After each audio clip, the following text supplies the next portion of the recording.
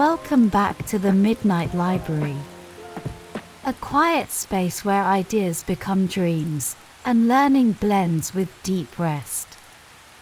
Tonight, we'll be exploring the art of calm, confident communication, how the way we start a conversation shapes the entire path ahead. Our book tonight is The First Minute by Fenning. A guide to making communication clear, impactful, and efficient, whether you're speaking in meetings, sending an email, or having a quick chat in the hallway. Fenning shows us that it only takes a moment, the first minute, to set the tone, to reduce confusion, and to make sure our ideas land exactly the way we intend. So wherever you're listening from tonight, settle in. And if there's a topic you'd like to hear about in a future episode, we invite you to share it with us. Now, let's begin. Take a deep breath in and exhale slowly. Let's drift into a space where clarity feels peaceful, where simplicity and focus can rest gently in the mind, and where, with each soft chapter, you come closer to sleep. Let's begin. Chapter 1: Framing the Moment. Imagine stepping into a room filled with quiet anticipation. Your team is gathered. A meeting has just begun, and all eyes are on you. You've prepared your ideas. You know what needs to be shared. But how you begin determines whether your message will land with ease or dissolve into a cloud of confusion. This is where the art of framing comes in. According to Fenning, every effective conversation begins with 3 gentle guideposts: context, intent, and your key message. Context sets the stage. You might say, "This is about our Q3 project schedule," or "I'd like to discuss today's client feedback." Simple. Grounding. It helps your listener land in the same mental space as you. Next is intent. Why are you speaking? What do you need from this conversation? Perhaps you need a decision. Perhaps you're just offering an update. Being clear helps your listener tune in appropriately. Finally, share your key message, the single most important thing you want them to know. Rather than walking a winding path, lead gently with what matters.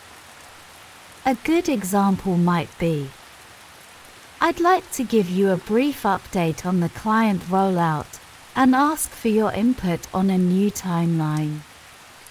And just like that, your audience knows where they are, what's coming, and why it matters. Think of framing as placing a gentle hand on someone's shoulder and saying, "Here's what we're talking about, here's why, and here's what I'd like to explore together." It's calming, reassuring. It saves everyone from the stress of guessing what's important. Whether you're giving a performance review, chatting over lunch, or hopping on a video call, the first minute is a quiet, powerful moment to guide the way. Let's continue. Chapter 2: The Power of a Structured Summary. Once you've set the frame, how do you share your message clearly, especially when the topic is complex? That's where the GPS method comes in. Not the kind of GPS that gets you to a physical destination, but one that gently guides your listener's mind. G for goal, P for problem, S for solution, It's a simple yet elegant way to structure what you're saying, especially when the conversation could easily drift or become overwhelming. Let's imagine this. You're introducing a new software tool to your department. You begin with the goal. Our aim is to streamline our client onboarding process. Then, the problem. Our current system is time-consuming and prone to error. Finally, the solution. This new software automates the steps and reduces admin work by 40%. Just like that, your message becomes a calm, three-part story. People don't get lost. They feel guided. They trust that you've thought it through. This same method can be used when updating a manager, responding to feedback, or offering a suggestion. It even works in a quick hallway chat. Fenning reminds us, clarity is kindness. When you lead with a structured summary, you're not dumbing things down. You're lifting your message up where it can be seen and held with ease. Let's pause for a moment and take a breath. Notice how good it feels to be understood. To hear a message and immediately know where it's going. That's the gift of structure, not rigidity, but rhythm. Onward. Chapter 3: Timing and Validation.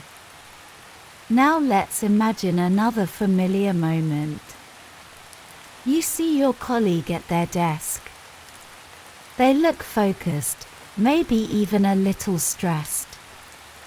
You have something important to share, maybe just 5 minutes worth.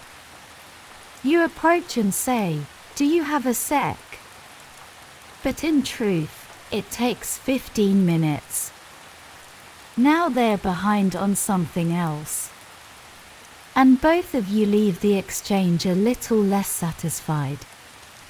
This is why Fenning introduces the importance of time checks and validation.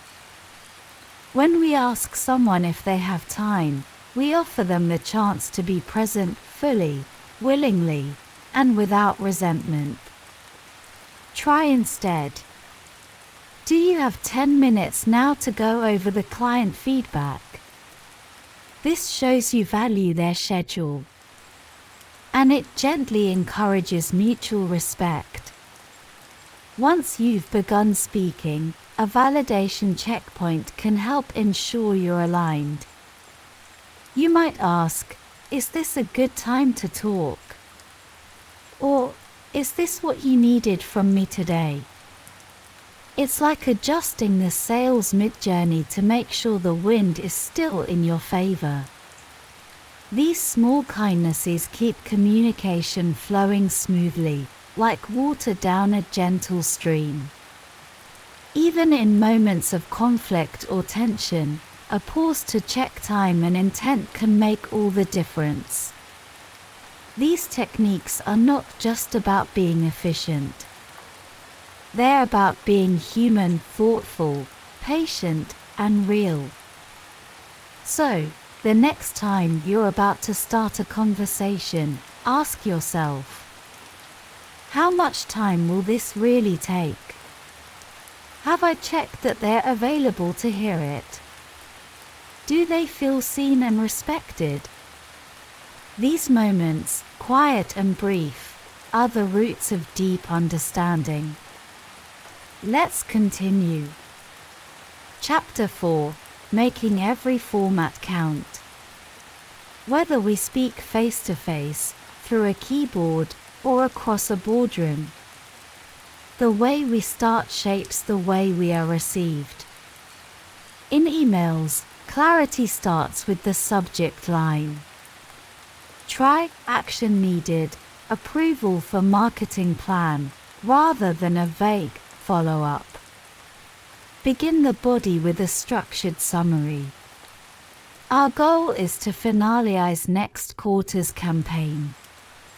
The problem is we haven't yet confirmed the budget. I propose we adjust the spending by 10%, which keeps us aligned with targets. Clear. Calm. Actionable.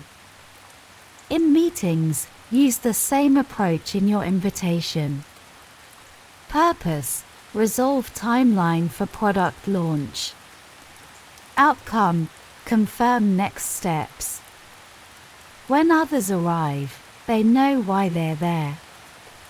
There's no wasted time, no drifting discussion. Even in casual instant messages or Slack threads, you can apply the same technique. Hi, I'm checking in about the update for Project Phoenix. We need to confirm the headline by 3 p.m. Is now a good time to talk. Even sharing good news becomes more meaningful when framed with intention.